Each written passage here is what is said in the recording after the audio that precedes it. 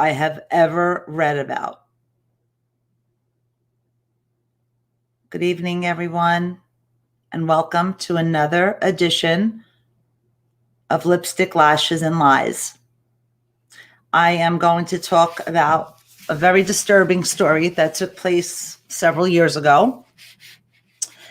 And the woman who is in the middle of this was a mother. And by far, she's the poorest example of a mother I have ever read about. If she were my family member, I would insist she be arrested and put away for as long as possible. She lied so much to her daughters. That particular day, she told her daughters she was leaving their dad. She told them they were moving out of the state of Texas and never returning. And when she needed to return, she told them she had to drive back to Texas so she could put flowers on her own mother's grave for her birthday, for the grandmom's birthday.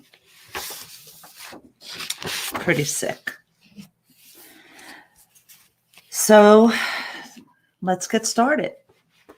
This is the tragic case of Amina and Yaser Said. These two beautiful girls were the closest sisters imaginable since the day Amina became the older sister when baby Sarah was born. They were less than 1 year apart. The love and bond these two had was immeasurable. Before I get into this story, I need to tell you about the makeup of their family. Their mother, Patricia Owens, came from a very poor family. They are of Christian faith, and Patricia's father really couldn't afford to feed them. Patricia was 14 years old and was dating an Egyptian man who was one of 5 children who moved to Texas from Egypt. When their relationship ended, Patricia started dating his older brother, Yaser. Yaser was 14 years older than Patricia. Yaser Said was the oldest of the 5 children, 4 boys, and the youngest was a sister. They are Egyptian born and of Muslim religion. When Patricia and Yasin started dating, her father was okay with it, even with the 14-year age difference. He was also okay with Patricia getting married at maybe 15 years old because he thought Yaser was very rich and would take care of his daughter. And it would be one less mouth for him to feed. So he signed off, gave his consent for the marriage to take place. Since Yasin was here on a student visa for all those years, after the marriage, he decided it would be time for him to apply for his green card so he could eventually get permanent residency in the United States. A very short time after the marriage, Patricia was pregnant and gave birth to a son they named Islam. Shortly after Islam's birth, Patricia became pregnant again and delivered a beautiful girl named Amina. At the time of her delivery, Patricia wasn't quite 17. And then once again, shortly thereafter Amina's birth, Patricia was pregnant and delivered another beautiful baby girl. And she named her Sarah. Patricia was very young and had her 3 children, and her family was what it was. Life wasn't as wondrous as people may have thought it would be. Yaser worked odd jobs, and his main source of income was driving a taxi. He supported his family, and whatever else he did, it seemed he earned enough to keep a roof over their head. The home they lived in wasn't anything fancy. It was furnished with a lot of different furniture and odd pieces just strewn together. Things appear to always be in disarray. I noticed they had every type of electronic device that was imaginable at that time. Computers, laptops, cell phones, as we knew them to be in the 1990s and early 2000s. And the kids even had stereos and portable TVs in their rooms. And the kids also wore very nice clothing. I will say that. Now, in order for me to move forward, I need to go back a little bit in time when the girls were under the age of 6. Amina told Patricia that Yaser had touched her and sexually molested her. And Sarah said the same thing. Patricia took the girls to the hospital and had them examined. CPS and law enforcement were notified. Amina and Sarah had both said their father was abusing them. After questioning Yaser, he denied any wrongdoing, stating he would never harm his girls. And he accused them of lying. After a few months, Patricia managed to get the girls to recant their story. So the girls, as little as they were, said Daddy never touched them and Daddy never harmed them. And they lied only because they wanted to go live with Grandma, because it was more fun at Grandma's house. And nobody in Patricia's family ever believed that the girls were lying. They believed that these girls were molested. But Patricia stood by her man, and the charges were never followed through. Ultimately, the case went away. The only thing they ever got him on was parking tickets, unpaid parking tickets. He did a little bit of jail for that. But the girls never wavered from their stories. And unfortunately for Patricia, she stuck by him.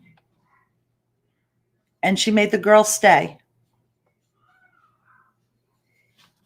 That was that.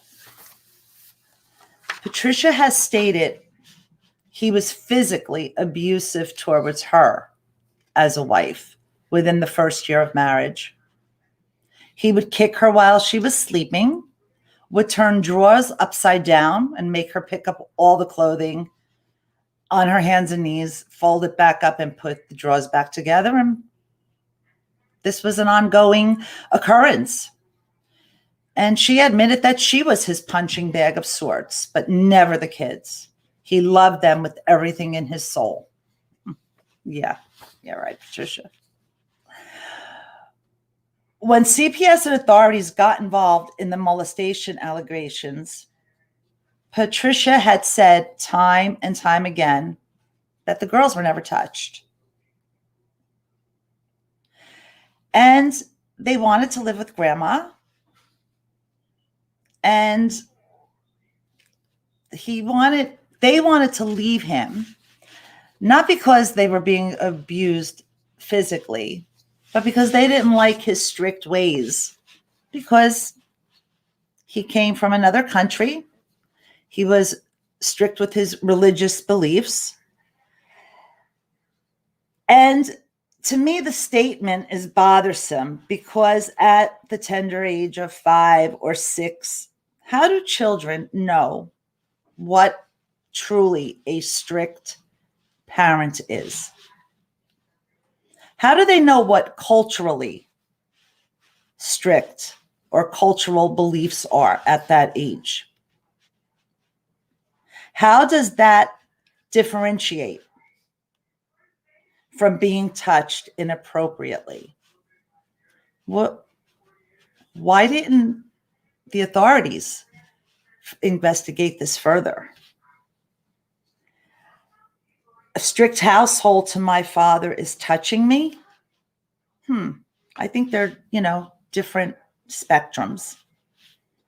Patricia said the girls made it up. There was no proof. And the charges were dropped. It's not the end of the story. During this time, Yaser threatened Patricia's family with bodily harm and told them to mind their business. He told them not to call CPS or the authorities. And once again, the girls were made to tell CPS they lied because they wanted to live with grandma. When I watched the hours of videos of Amina and Sarah, it brought me to tears.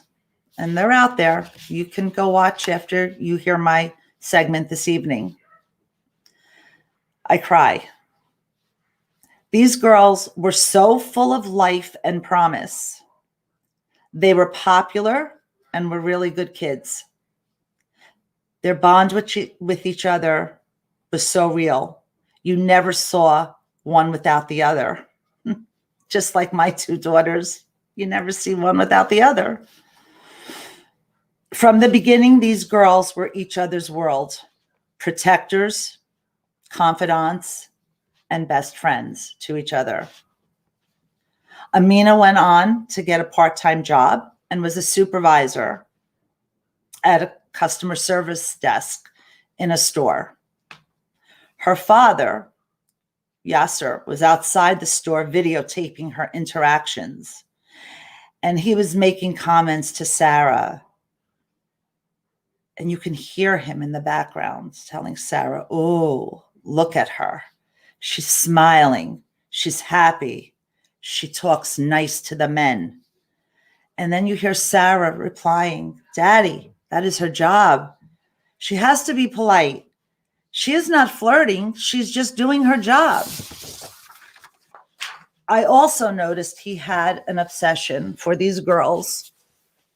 He was always videotaping them while they were sleeping, while they were in their bedroom, while they were lying down.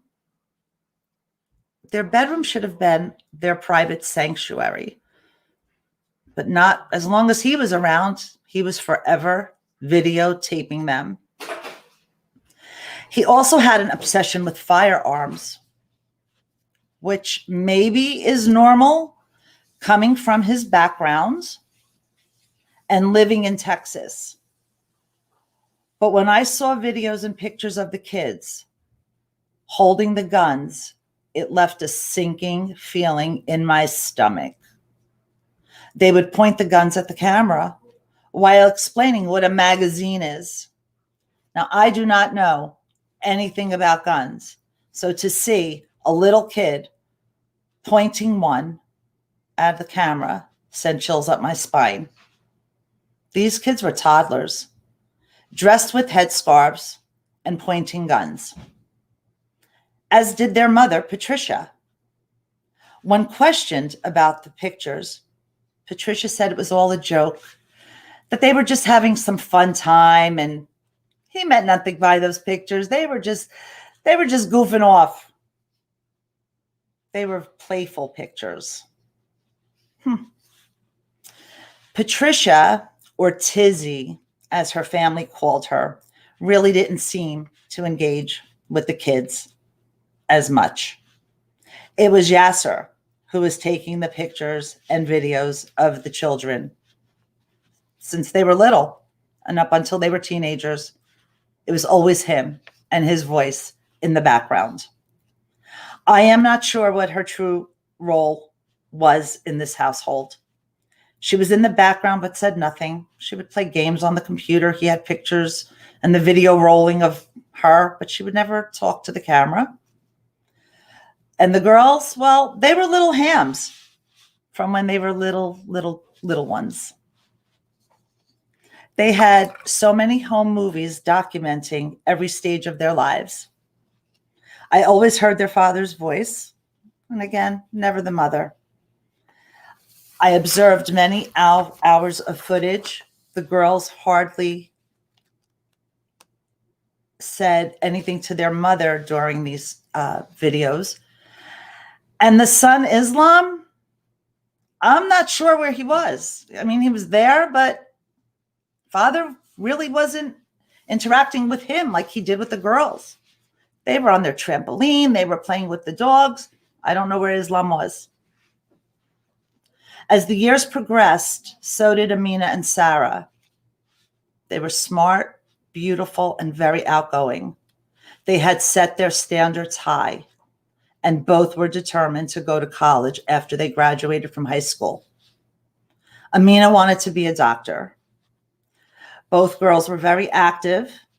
Sarah was a tomboy and very athletic. Amina was a girly girl who loved the color pink. She enjoyed taking martial arts, which she did several times a week. Her brother, Islam, was the one who drove her and stayed with her while she attended her classes. It was as if he was there to babysit and keep a watchful eye over her to make sure she did not talk to boys. But there were boys in the class. It was a unisex class. People have stated Islam was a little odd and not as social as the girls. He was very weird by most accounts. At some point, Sarah decided to join class with her sister, and now Islam was in charge of driving both of them and watching them, and still no interacting with anyone at the martial arts school. While attending a class, Amina caught the attention of a boy named Joseph. I am not going to mention Joseph's last name because I do not feel it is necessary.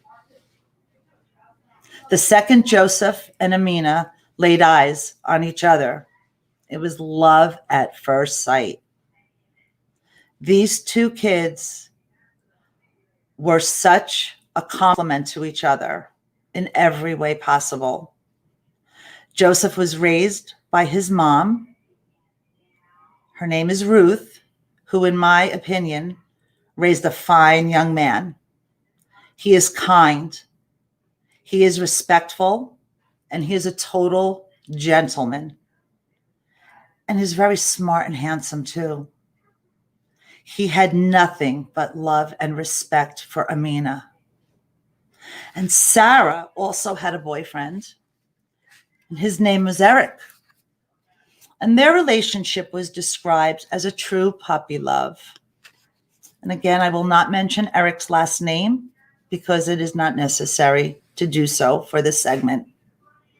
And he was a sweet boy. There's not much written about him other than he's a very sweet, kind, and respectful to Sarah. Life was a holy hell for Amina and Sarah on a daily basis for many years. And as Amina and Joseph grew closer, she opened up to him about what went on in her life. And she also became very close to Ruth, Joseph's mom, and confided in her on many levels. As Amina became older and more responsible, her relationship with Joseph blossomed also.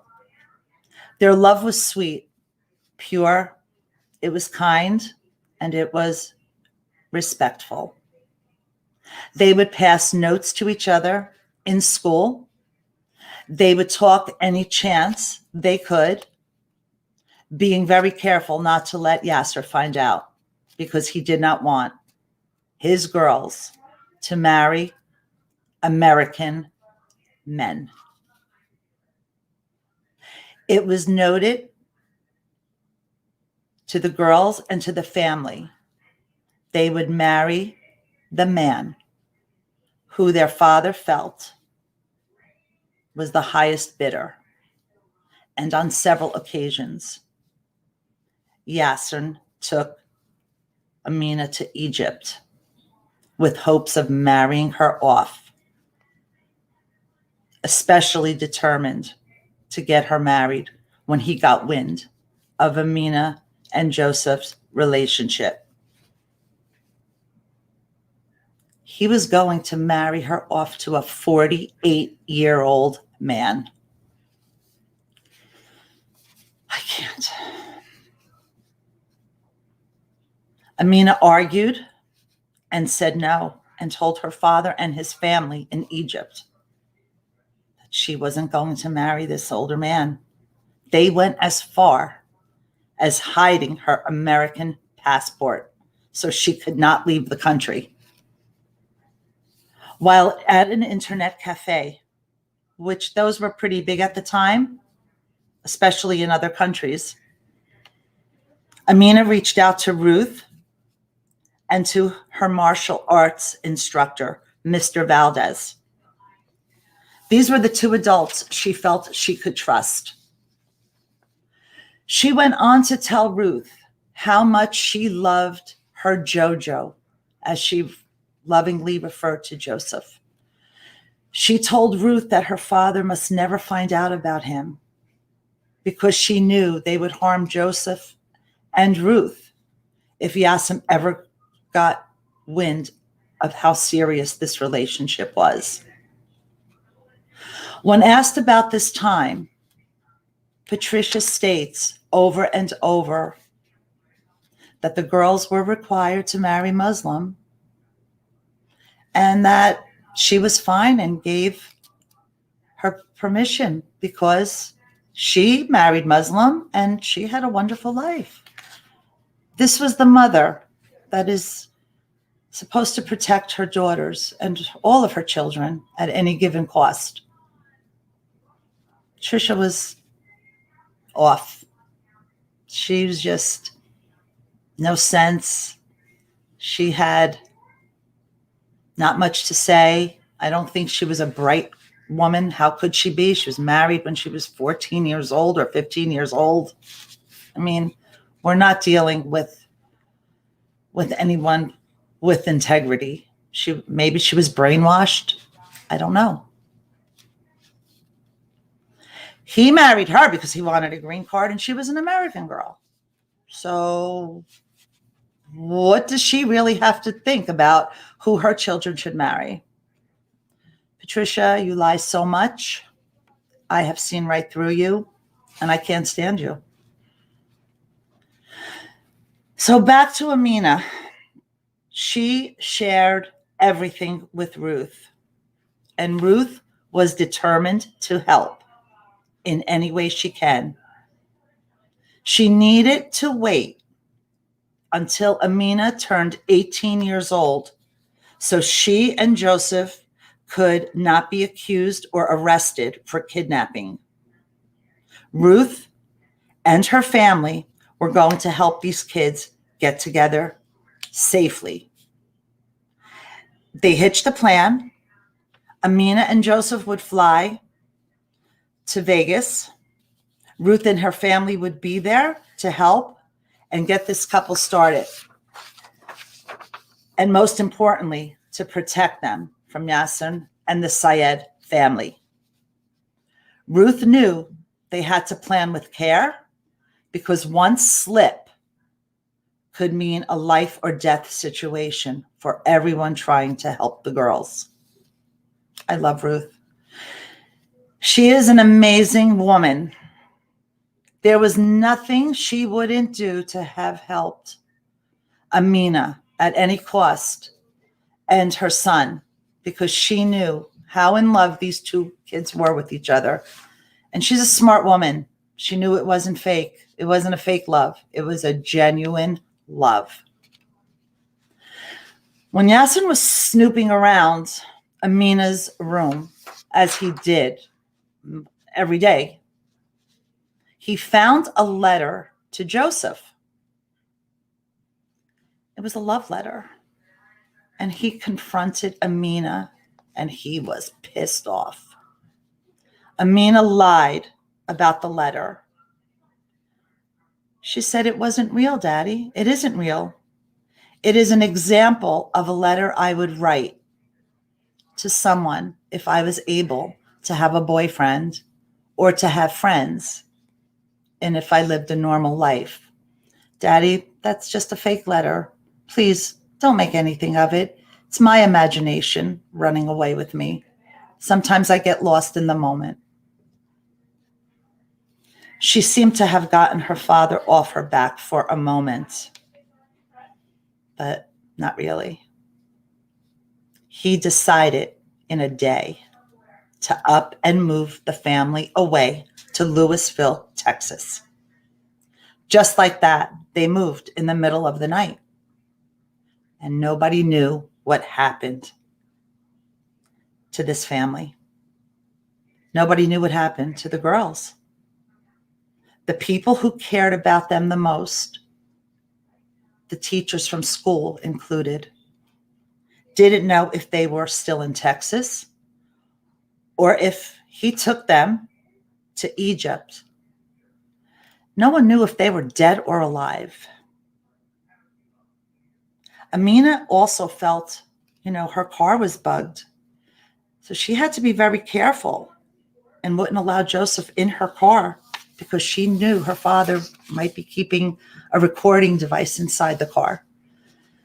So I think the letter, culminated with other things, was enough to get her father, to move this family away. And Joseph was brokenhearted. He did not know how to find the love of his life. And I am unclear how long this period was until one day, Mr. Valdez, the martial arts instructor, received an email from Amina, and she asked him to please tell Joseph that she is safe and that she is alive. And she begged him to please get this message to Joseph so he wouldn't worry. When her father found out about Joseph, he beat the crap out of Amina. He physically harmed her. He kicked her in her stomach, and he kicked her in her mouth. It has been said that her mouth was so injured that the braces blended into her lips and her gums, and she was so black and blue. Are you kidding me? She took this beating to keep him from harming Joseph and Ruth because he said he would kill them. And every time Patricia had the chance to get away and protect her daughters, she did it. She would rat them out at any chance she could. She had the chance to leave. She may have left for a few hours with them, but brought them right back to the lion's den so they could be the prey. I hate her. I hate her for what she did. And at this point, Amina was not thriving. Imagine at 17 years old. Excuse me. She's beaten. Her mother doesn't help her. And they are moved far away from the family that really did love them. The Owens family weren't perfect, but they loved those kids and really looked out for them and did whatever they could do to try to help. But they were always stopped and threatened by their father.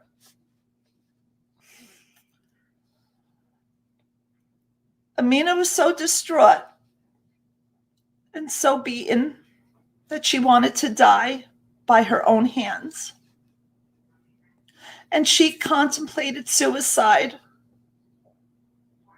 rather than die by her father, killing her, and her mother watching in silence.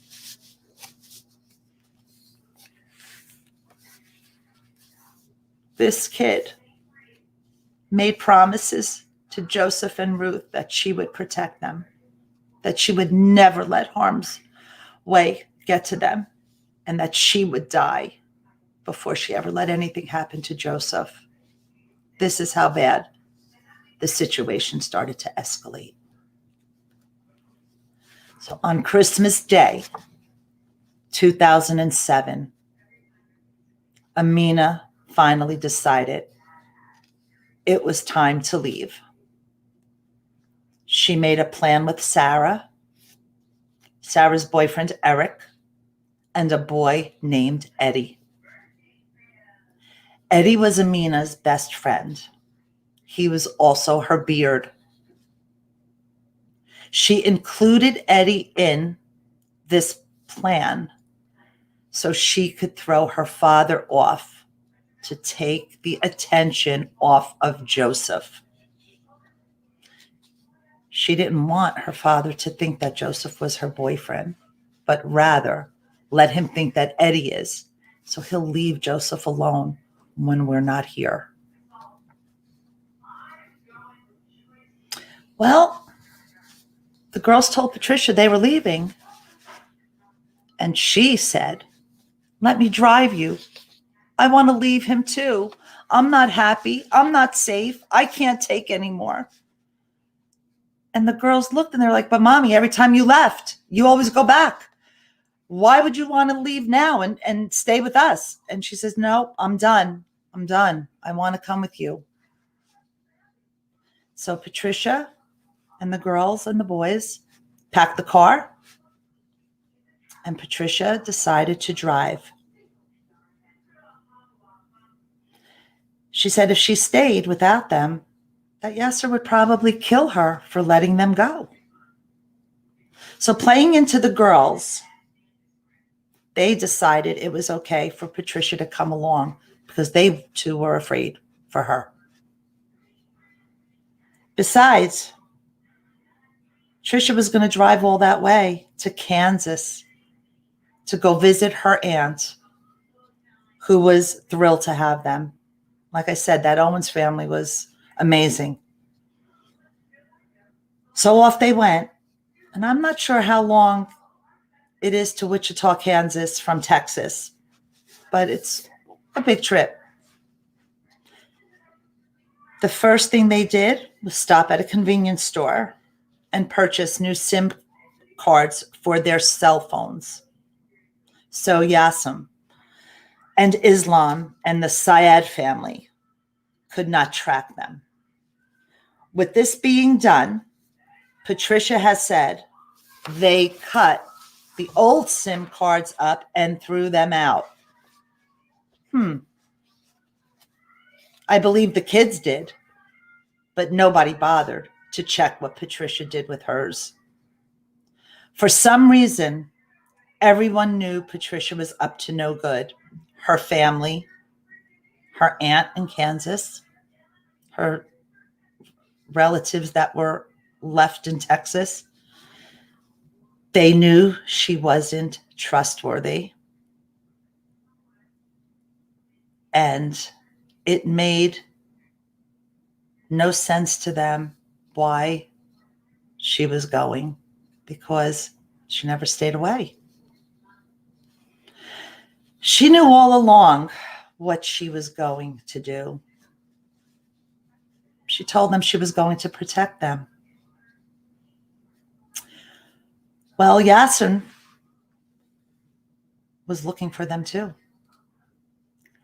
And he was calling every member, harassing them with death, bodily harm. He would destroy them, ruin them. He called the aunt in Kansas, looking for his family, threatening her if she doesn't tell him where they are. He would come there, and the aunt's like, "I don't know what you're talking about. I haven't heard from Patricia. She and the girls they're home with you. What are you talking about?" Well, she covered for them because she knew what would happen if she didn't. Finally, when Patricia couldn't take the harassing calls to her aunt, she decided to take the 4 kids and find an apartment. The aunt states that Yasin was upset and that Islam, their brother, wanted them back home. And one thing that stands out to the aunt is that she was making Mexican food on one of the nights that they were with her. This was after Christmas and before New Year's. She ran out of tortilla chips. And Patricia said, oh, we'll go get the tortilla chips. We'll go to the convenience store down the street. But Patricia didn't go by herself. She made the 4 kids, the 4 teenagers, get into the car with her and drive to the convenience store. The aunt couldn't help but feel Patricia was up to something. Boy, was she ever so right. While at the convenience store, Patricia called her husband.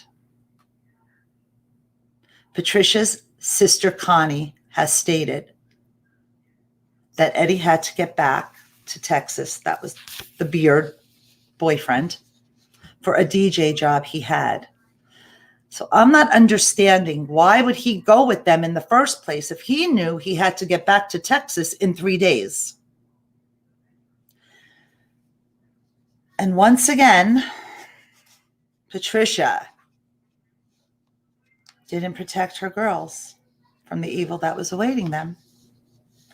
On December 30th, 2007, Patricia announced she needed to get back to Texas, using the excuse that Patricia herself wanted to go visit her deceased mother's grave and put flowers on them for her birthday, because Grandma passed away at some point, and Patricia needed to get flowers to her grave. Now, she knew she was leaving. Why didn't she take care of the flowers for her mother before she left? I mean, it was only a few days prior to her birthday. Why didn't she do it while she was still in Texas? Because she's a liar. That's why. She didn't need to go see the grave. She just needed to get those kids back in the car and get back to Texas. And she was certainly up to no good. She was bringing the girls back to the father and brother and Said family that was awaiting them. She was in cahoots with her husband and her son, and it was all planned. Whew. When they arrived back in Texas, Amina refused to go home. She told her mother, I'm not going there. You're not making me go there. I am going to stay with Eddie. His family will protect me. I'm safe here.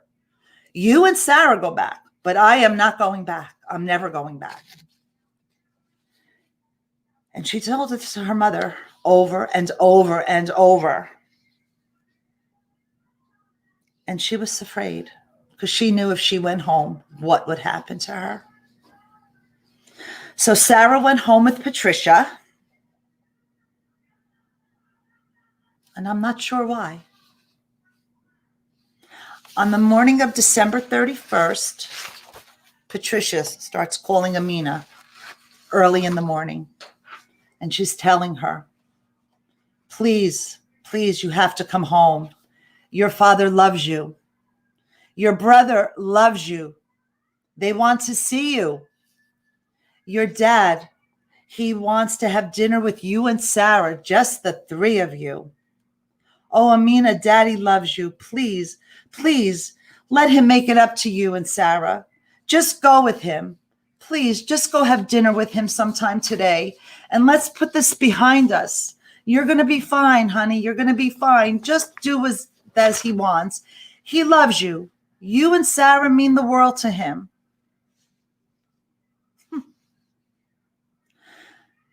A short while later, Amina calls her Aunt Connie, telling her, you know, what the mother wants her to do. And her aunt says, don't go. Just stay there. Don't. Just, it's another plot. Don't go. Don't go. But Patricia didn't let up. She made those phone calls endless. The phone, the cell phones, Eddie's phone, the house line was ringing off the hook.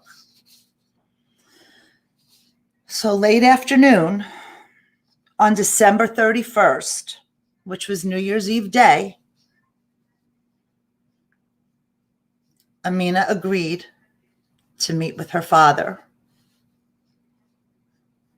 She went back to the house, and she and Sarah got into his taxi so he could take them out for dinner. The three were alone, and he was driving with them till he pulled off the road in front of a hotel. And at this moment, he shot and killed Amina instantly. She was sitting in the front seat next to him. Sarah gets shot, but she has enough strength to dial 911 from her cell phone. And in her dying moments,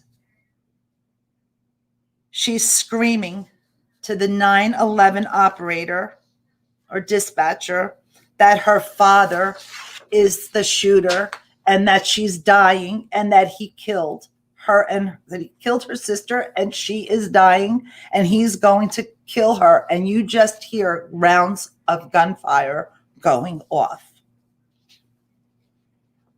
And then there was complete silence. And all you hear is the 911 operator trying to get an answer from a lifeless person on the other line. It wasn't until hours later when a passerby was walking past the driveway of the Omni Mandel Hotel when he noticed two dead girls inside the cab. He called 911 immediately. And as soon as this hit, it was all over the news. It was on the radio stations. They were just cutting into whatever shows were on, making an emergency announcement that two girls were found dead. And there was no shooter, no cab driver. After he shot his daughters to death, he took off by foot. And no one knows where he went. But he had this planned because the authorities believed he went into a waiting car.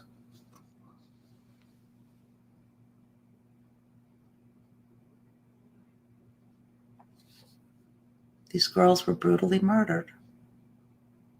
For what? Ruth saw the news report and she had to tell Joseph what happened to his beloved Amina. Joseph was asleep and she had to wake him up because this was hours later. This might have been by the time their bodies were found. It doesn't really say how many hours, but it was nighttime. Joseph was a little depressed anyway. He was so traumatized that not only did he punch his headboard, He was so distraught that Ruth had to bring him to the hospital. The girls were killed in what was known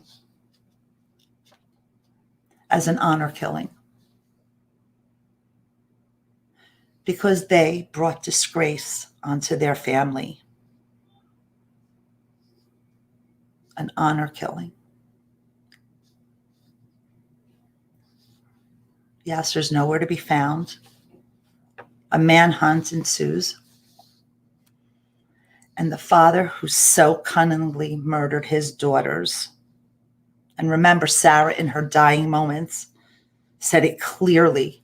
And you could listen to the 911 tapes. They're very disturbing. That her father was the one who shot them.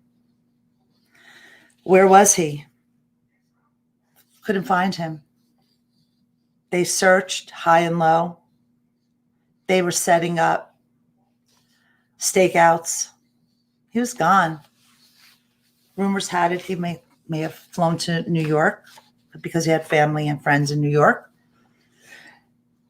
They said he was driving a cab, maybe in New Jersey, outside of Newark Airport. They don't know. They were ultimately hiding him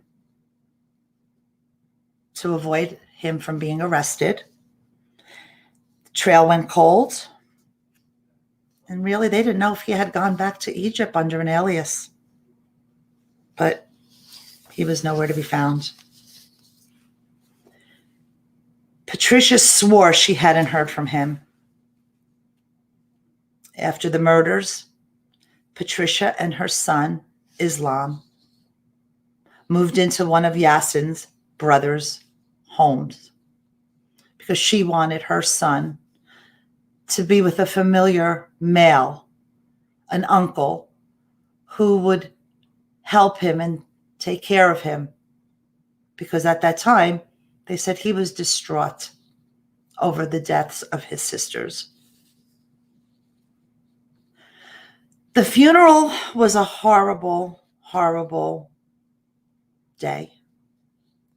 The girls' viewing was together. They had their coffins side by side.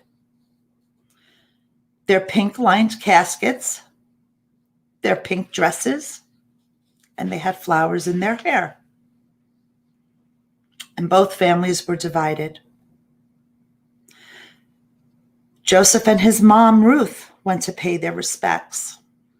And while he was sitting there, Islam, the brother, recognized him and started effing him out in the middle of this wake and telling him to leave, that he wasn't welcome there, that he wasn't wanted there, and that it was his fault his sisters were dead.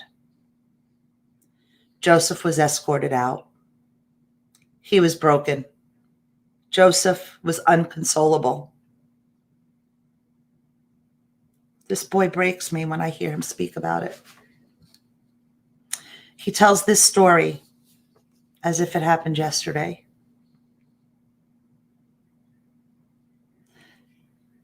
Patricia gave them a Christian service and a Muslim service, and ultimately decided to bury them in a Muslim cemetery. The final resting place for these two beautiful girls was anything but beautiful. It looked like a city dump where their burial site was. There was no grass, no flowers, no birds, no butterflies. There was nothing pretty. There was trash, garbage, and debris just thrown all over this cemetery. The landscape looked like hell. If there was a hell, that cemetery signifies it.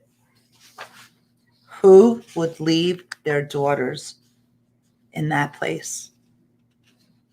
Patricia would.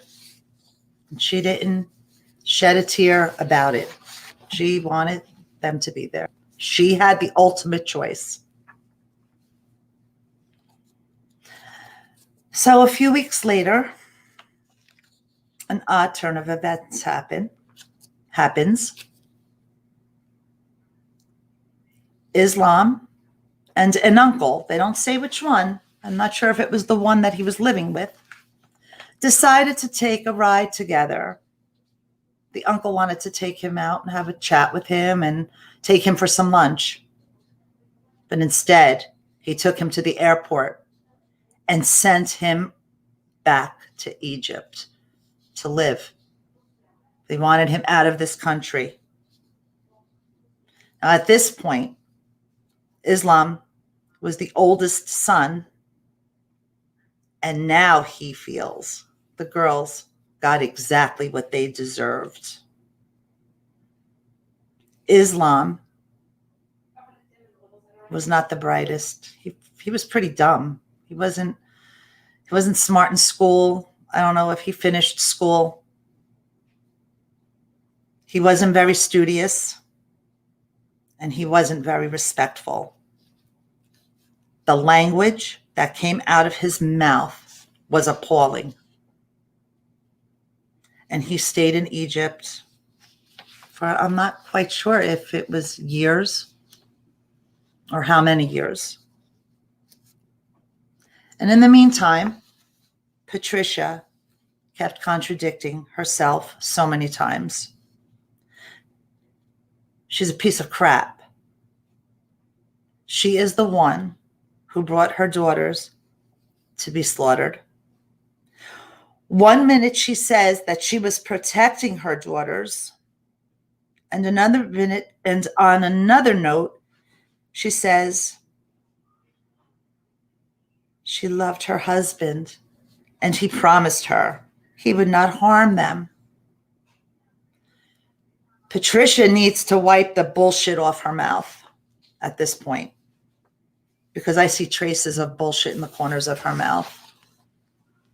We are talking about a woman who has no maternal instincts and no moral compass.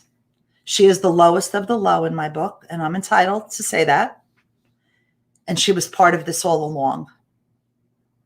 How did it come to be the girls would wind up dead after she persuaded them to go with their father? Yasin is nowhere to be found. The case went cold until the documentary, The Price of Honor, is what it's called, and it's quite telling. It was released, I believe, in 2016, maybe. And this documentary brought the case back to life. And at that moment, the FBI put Yasin on their 10 most wanted list.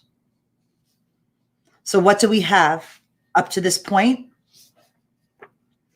A manhunt for Yasin ensued after the documentary was released, and it spanned all over the United States and to Egypt. The mother of these girls, Patricia Owens, told more lies than I could count. The phone records tell a different story. She made calls to her husband before she left Wichita, Kansas, upon arriving back to Texas, and ultimately she went back to the home. She was in touch with her husband through a phone call after he murdered the girls. She was in touch with him all along. She's just a liar. And I can't wait to see her ass in jail at some point. After years of Yasin being on the run,